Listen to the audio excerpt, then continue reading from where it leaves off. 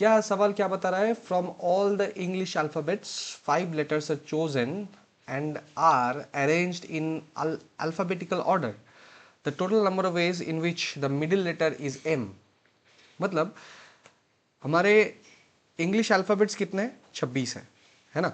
A B C D हम सबको पता है। रीजनिंग वाले लिखते हैं ए से लेके यहाँ पे जो जॉब के लिए जो प्रिपरेशन लेते हैं वो ए से लेके एम तक लिखता है, उसके बाद एम के नीचे एन लिखता है और यहाँ पे ऐसे जेड तक आते हैं। तो यहाँ पे आपको समझना होगा कि आपको इस 26 अल्फ़ाबेट्स में कितने अल्फ़ाबेट्स चूज करने के लिए बोला गया है? 5। तो 26 में 5 कितने तरीके से सिलेक्ट कर सकते हैं हम लोग? 26C5। लेकिन ये वाला को सवाल नहीं पूछा है।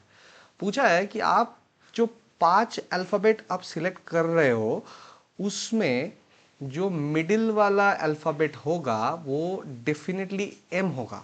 और आपने जो पांचों के पांचों अल्फ़ाबेट सिलेक्ट किए हैं वो पांचों के पांचों अल्फ़ाबेट्स आपको अल्फ़ाबेटिकल ऑर्डर में ही लिखना है। मतलब मान लीजिए यहाँ पे आपने एक्स और वाई को सिलेक्ट किया है और शुरू से आपने बी और सी को सिलेक्ट किया है।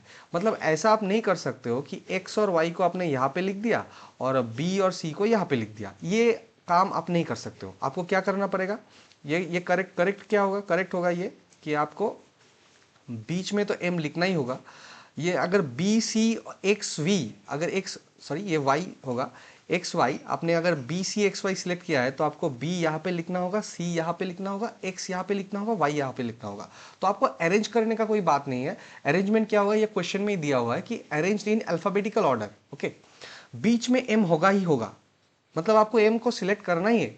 एम ऑलरेडी सिलेक्टेड है, एम को सिलेक्ट करने का जरूरत है ही नहीं। एम ऑलरेडी सिलेक्टेड है और उसका पोजीशन भी फिक्स्ड है। बीच वाला जो पोजीशन है वो आपको सिलेक्शन करना होगा, ये दोनों पोजीशंस के लिए और ये दोनों पोजीशंस के लिए। अब इन दोनों पोजीशंस के लिए आप कहां से सिलेक्ट करोगे? एम के पहले यहाँ पे ये ऊपर वाला रो में 13 एलिमेंट्स है, नीचे वाला रो में 13 एलिमेंट्स है।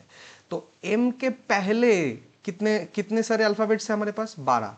और एम के बाद कितना एलिमेंट्स है सेकंड रो में? 13। तो पहले 12 जो अल्फाबेट्स है उसमें से हमको ये दोनों पोजीशंस फिलअप करना होगा।